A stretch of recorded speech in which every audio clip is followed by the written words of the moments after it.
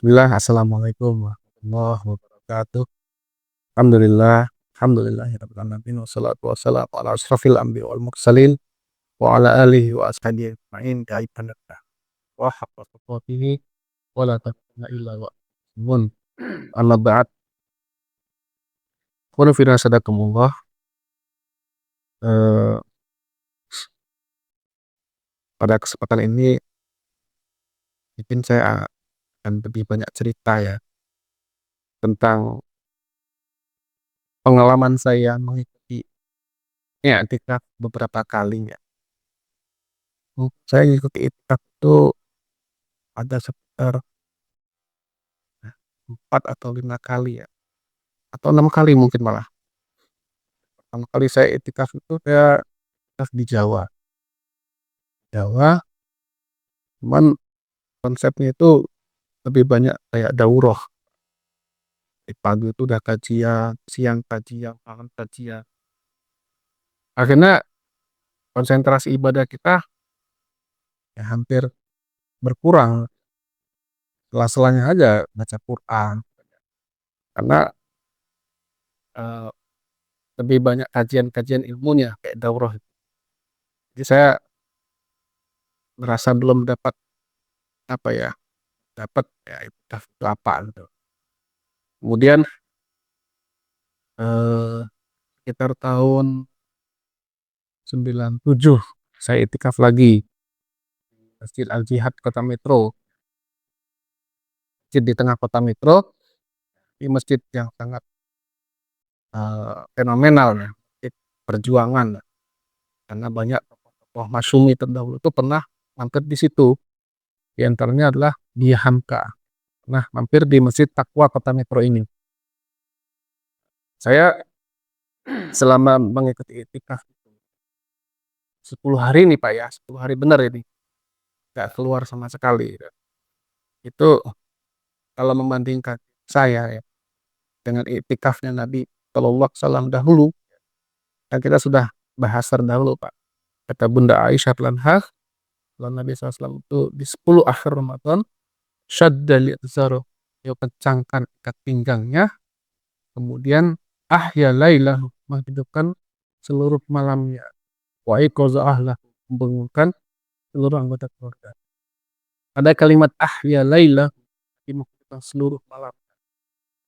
Itu kita bisa bayangkan begitu kuatnya fisik Nabi SAW sehingga beliau bisa menghidupkan seluruh malam ibadah. Kami ketika itikaf itu Pak, paling jam 12 malam tuh mata itu udah lengket bener ya, pengen dijamkan. Udah ketiduran. Jam 1 paling kuat-kuat. Ya, kayak jam 3 bangun. Sholat lagi baca Quran sahur. Kita bisa melihat bagaimana Nabi SAW itu ya begitu kuat. Sungguh-sungguh. Nabi SAW pun ketika di luar Ramadan pun bagaimana menghidupkan sholat malam beliau. Cuma bedanya kan kalau di luar Ramadan lagi tidur dulu. Di luar Ramadan itu kan Nabi tidur dulu bangun jam 2-an. Kisahkan suatu malam Aisyah radhiyallahu terbangun. Ya, yang kok di raba-raba tapi tak ada di sisi. Ternyata peganglah dan itu lagi sholat dan nah, dalam hadis itu katakan kata Aisyah radhiyallahu karena Rasulullah SAW yusolli au yaqumu minal laili hatta tafattara qadama. Nabi itu bangun atau sholat malam itu sampai kaki beliau bengkak-bengkak. Saking berdirinya lama gitu. Lalu beliau bertanya, lima tasnau hadza ya Rasul. Kenapa engkau berbuat seperti ini Rasul? Nemen banget gitu loh. Wa qad ghafarallahu laka ma taqaddama min dzambika. Pada Allah sudah mengampuni dosamu yang terdahulu ataupun yang akan datang. Ya kan? Untuk apa capek-capek bahasa kita. Maka Nabi SAW mengatakan, afala uhibbu an akuna abdan syakur. Nah, apa salah saya kalau senang menjadi hamba yang bersyukur, ampuni dosa-dosa saya, maka saya meningkatkan ibadah saya kepada Allah Subhanahu wa taala sebagai bukti hamba yang bersyukur. Jadi Nabi SAW itu Pak, kalau udah ibadah itu, waduh, geleng-geleng lah. Gimana Nabi sholat malamnya lama, kan? Bagaimana Nabi iktikafnya di 10 akhir itu malam betul-betul tidak tidur. Kalau kita kan nggak kuat kalau nggak tidur. Soalnya kalau orang yang biasa begadang, kita nggak kuat. Jam 12 jam 1 udah tertidur. Kenapa Nabi sampai nggak tidur benar? Karena satu memang fokus ibadah, mendekatkan diri kepada Allah. Yang kedua memang ada anjuran untuk mengintai di 10 akhir Ramadan. Mengintai, melihat kondisi alam. Kata Nabi kan taharau, diintai. Jadi kita itikaf itu Pak malam itu, selain sholat, baca Quran, zikir, merenung, kali-kali coba melihat keluar masjid. Nah, alamnya bagaimana itu kan ya. Kalau kondisi alamnya sejuk ya. Nah, ini jangan-jangan ini malah Lailatul Qadar. Suruh kita kan perbanyak ibadah lagi. Memperbanyak doa Allahumma innaka afuwun tuhibbul afwa fa'fu anni.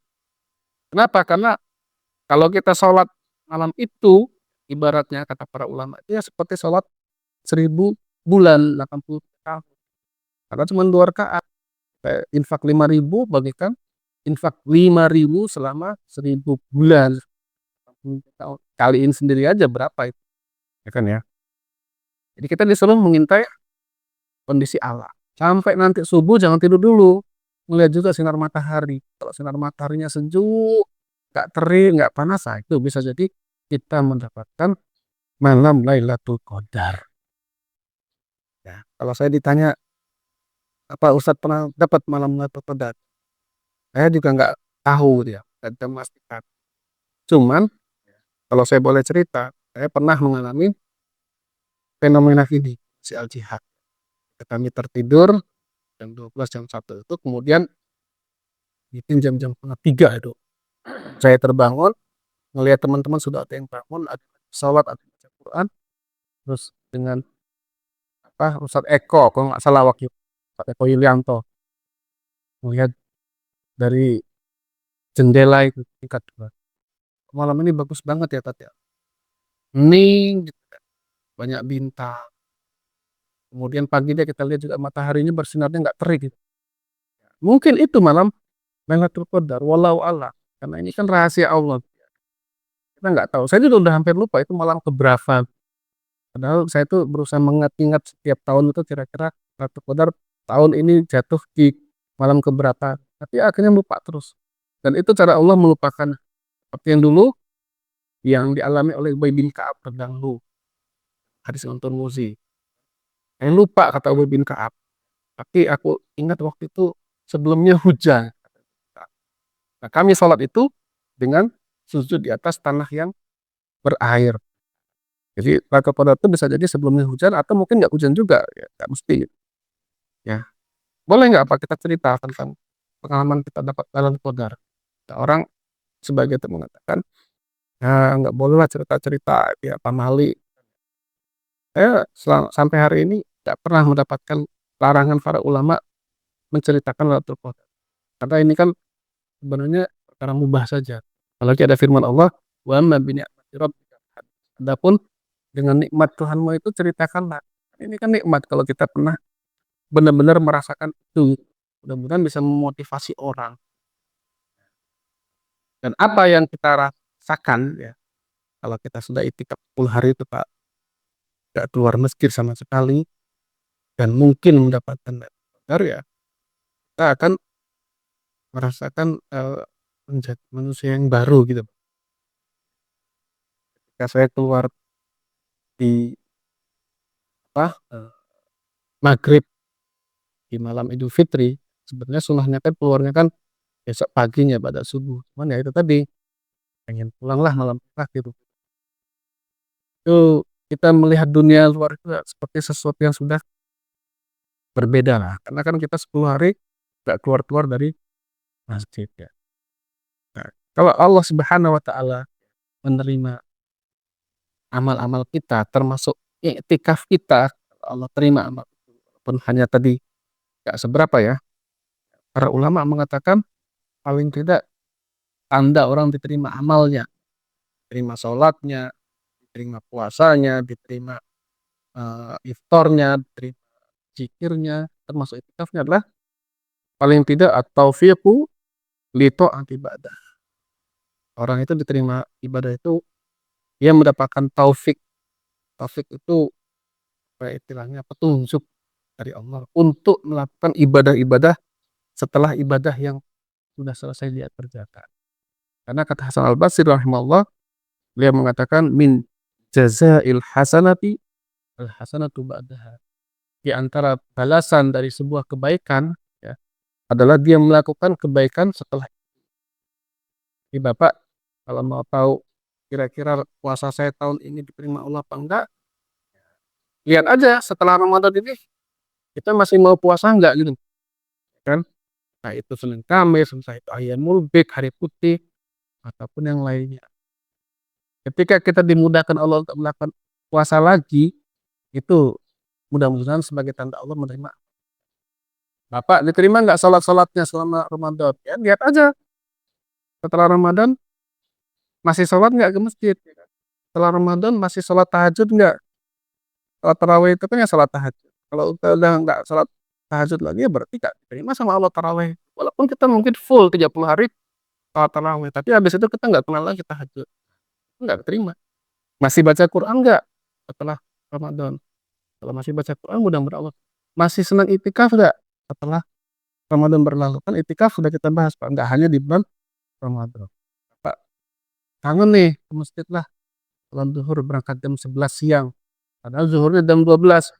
Ada 1 jam itu kita jadi di masjid. Niatkanlah untuk i'tikaf, untuk berdiam diri di masjid, untuk merenungi, bertafakur, ya, berdoa dengan Allah, minta petunjuk sama Allah, diberikan jalan keluar dari semua masalah-masalah hidup kita, dimudahkan kehidupan kita. Mudah-mudahan yang sedikit bermanfaat bagi saya dan teman sekalian. Semoga Allah Subhanahu wa taala berikan kita taufik ya, ringanan untuk melakukan kegiatan masjid ya. Untuk malam Pak, enggak apa-apa Pak.